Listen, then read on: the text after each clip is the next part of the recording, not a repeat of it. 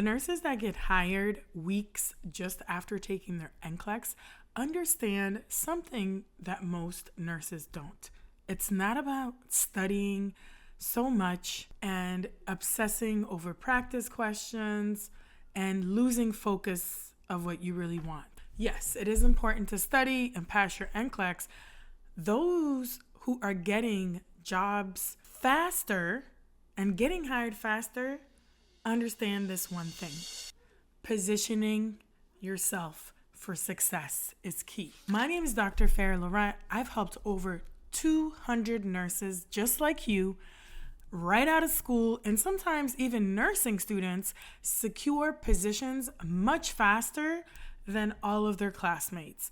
I'm talking about getting hired months before graduation and sometimes days after they take their NCLEX. If you want to get into it and understand really the art of positioning yourself for success and getting jobs such as the ICU, the ED, labor and delivery, NICU, psych, whatever these specialty areas that you really want to get into, it is possible. So instead of just obsessing over the NCLEX and not positioning yourself for success, I'm going to show you in this video 5 essential steps that you need to take before you take your NCLEX and how to position yourself for success and how to get hired faster than everybody else. Because I'm sure you don't want to wait 6, 9 months or up to a year until you get hired. So let's get into it. Number 1, the power of LinkedIn. If you don't know what LinkedIn is, I would hurry up right now and go get yourself a LinkedIn profile. What is LinkedIn? One of the biggest platforms where professionals hang out, and it is international. There are over 1 billion users on LinkedIn. And guess what? Only 1% to about 3% of LinkedIn users actually create content. So when we say content creation, it doesn't mean you have to be a full-time content creator, but just simply having a LinkedIn profile, posting content will set you apart from the competition. I help my new graduate clients actually do an introduction video on LinkedIn, and it slays. Actually, 95% of recruiters will go and check you out on LinkedIn before they call you for an interview and will scope out your whole LinkedIn profile. So that means you should be putting a photo of yourself on your LinkedIn profile.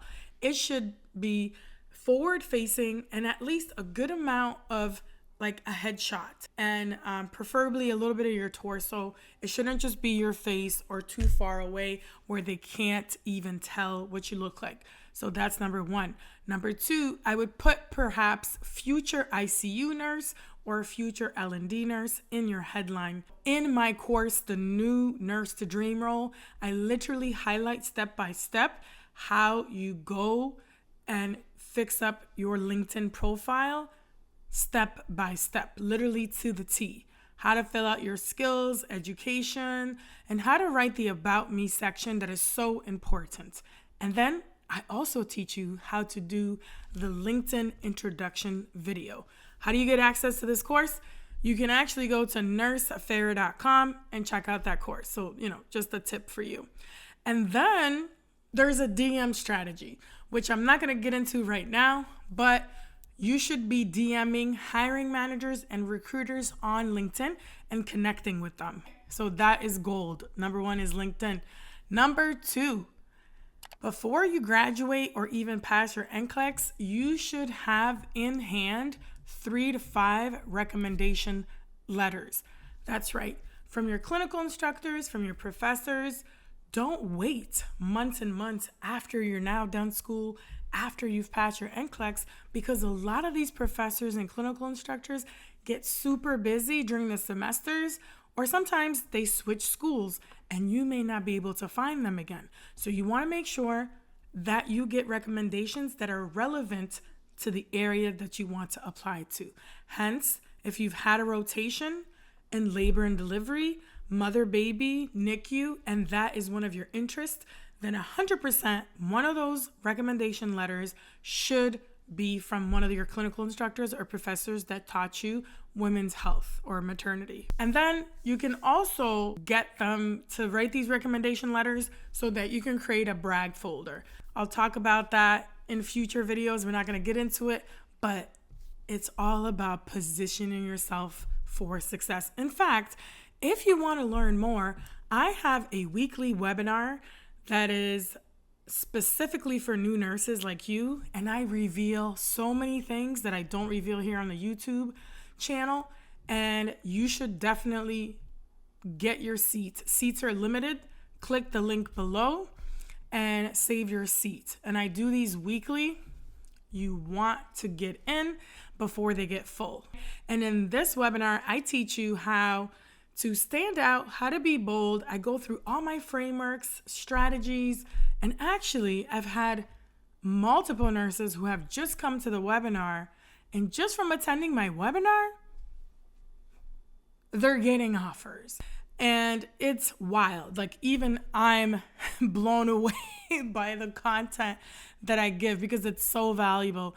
One nurse got in labor and delivery position before it even was posted in New York City, just because of the advice that I gave her in the webinar.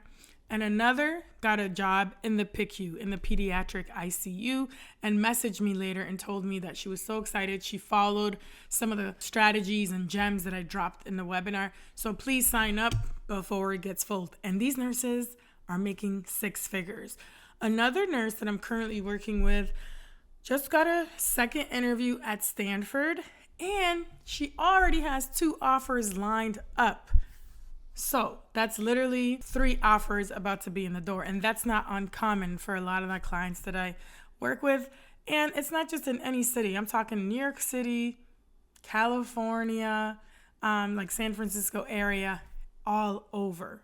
Because I know some of you would be like, well, you know, I live in a competitive city. Well, I'm helping nurses in the most competitive cities that are highly populated get their dream job in their preferred hospital, making 6 figures. Clock that. Number 3, start working on your resume and cover letter before you take your NCLEX. Some of you might be thinking, oh, I don't have time. I have to study. Let me just wait until I pass my NCLEX and then I'll start working on my resume and cover letter. If you want to get into a nurse residency program, the time is now. If you wait until the actual residency program open up and then try to create your application and resume and cover letter, you're already missed the boat. You need to do it before. And again, I coach you in my new graduate coaching program, all of these things. It's also in my course. And then we also dip into that in the webinar. Resume and cover letter, you need to have it finished and done so that when these nurse residency programs open up, you apply on day 1. Number 4, get your outfit ready. I know you think you have time to go to the mall or shop or whatever. You don't got time, because if they ask you to do a virtual interview or in-person interview, let's say in 2 or 3 days from now, and you don't have an outfit, I don't want you looking bland, simple, and regular schmegular. You need to stand out, dress to impress, and literally blow them away without even opening your mouth. You should be spectacular. And it starts with your outfit, how you dress. And that's part of your positioning and branding. Do not wear black, gray, or navy blue. You want to stand out. So wear a bold color, impressive, something that makes you look confident. And you don't have to wear a suit. You could wear a dress, but something that's going to make you look confident and that you look great. So I recommend cobalt blue. It's an amazing color. Baby blue for those who can pull it off. And it just depends on your skin tone and what you like. And sometimes I say, go with the theme of the hospital. You know, last time somebody was applying to a hospital, I think they had like an orange color. You know, show up in an orange suit. How bold and confident is that, right? So you definitely want to do that. That's number 4, is get your outfit ready. And then number 5, take some time off. Take time off before you take your NCLEX, because once you get your NCLEX and you get your job, you're not going to be able to ask for weeks and weeks off vacation right off the bat. So you want to take a little bit of time off to do what it is that you want. Take a short trip, even if it's like a weekend trip or something like that. Take time to rest, but not too much time because statistically it shows that if you take your NCLEX about 4 to 6 weeks after you graduate, the knowledge and the retention is there. You don't want to wait past 6 weeks because the likelihood of you passing will get lower and lower and lower the longer you wait. But again, I highly recommend that you rest up. You don't have to study for like 10 to 12 hours a day because you're just going to overload your brain and then you're not really retaining anything. So take off some time, take some rest. So passing your NCLEX is just step one. Once you get your license, you need to learn how to then interview. Getting to the interview stage and getting that email that you're going to have a virtual interview or you're going to have it in person or they're inviting you to a job fair, you need to be ready to slay that interview. You work so hard to get the interview. It's time to wrap it up, rack it up, make that money and get that offer. You don't want to mess around. So check out my next video about the 5 most common interview questions and how to answer them so that you could stand out. And if you haven't subscribed to the channel, make sure you subscribe to the channel. Let me know if you have any comments. Drop them in the chat. Let me know if you want any future videos. You can also drop it in the chat. And again, this is the missing piece between you and your dream role. So I will see you in the next free webinar. Sign up with the link below. Check out the next videos. You don't want to miss them. And I will see you in the next video.